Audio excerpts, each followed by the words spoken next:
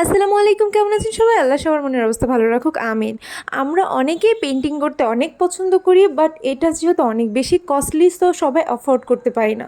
তাই বলে কি হয়েছে, আমরা কি পেন্টিং করব না?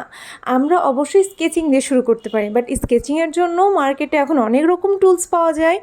বাট সব থেকে বেসিক আমাদের প্র্যাকটিসের জন্য আমরা অল্প কিছু জিনিস দিয়েই স্কেচিংটা শুরু করতে পারি, যার জন্য আমাদের প্রয়োজন 4 রকমের পেন্সিল, একটা ইরেজার আর একটা স্কেল অপশনাল। যার জন্য আমি নিয়ে নিয়েছি ফার্স্টে একটা 2B pencil, 4B pencil, 6B pencil and 12B pencil. এগুলো দিয়ে আমরা সুন্দর একটা পেন্টিং করতে পারবো। বাকি যে প্রোডাক্টগুলো বা টুলসগুলো পাওয়া যায় সেগুলো যে ফেলনা, একদমই তা নয়, সেগুলো অনেক জরুরি। বাট যখন আমরা টাকা জমাতে পারবো, আমাদের পকেট মানি বাঁচিয়ে বাঁচিয়ে কিছু কিছু করে ওগুলোও কিনবো। বাট বেসিক আর্ট করার জন্য বা প্র্যাকটিস করার জন্য এগুলোই এনাফ। তো আমি এখানে ঝটপট অনেক ফাস্ট স্পিডে একটা পেন্টিং করছি, যেটাতে আমি স্কেচিং করব।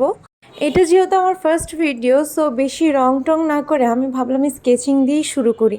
আর তোমরা যদি কোনো কিছু আঁকতে সমস্যা হয় বা কোনো হেল্প চাও, বা চাও এটা যে আমি কোনো কিছু এঁকে দেখাই সহজভাবে, অবশ্যই আমাকে কমেন্ট করতে পারো, বলতে পারো।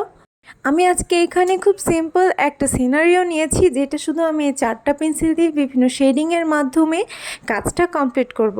তোমরা যদি ট্রি আলাদা, হাউস আলাদা, কুঁড়ে ঘর যেটা আলাদাভাবে তোমরা আর্ট দেখতে চাও, তাহলে অবশ্যই আমি আলাদাভাবেও ভিডিও দিব। যেহেতু টাইম অনেক কম আর ভিডিওটা করতে প্রায় আমার বেশ সময় লেগে গেছে, তাই কেটে কুটে অনেক ছোট্ট করে ভিডিওটা আপলোড দেয়া।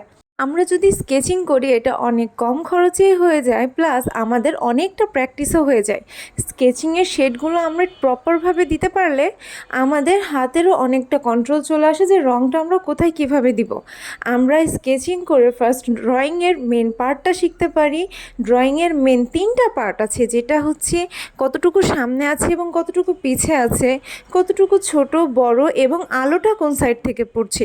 এই জিনিসগুলো যদি আমরা অনেক খেয়াল করে পেন্টিং ঠিকভাবে করতে পারি, আঁকতে পারি, তাহলে আমরা সেই ড্রয়িংটাকে অনেক বেশি রিয়েলিস্টিক করতে পারি।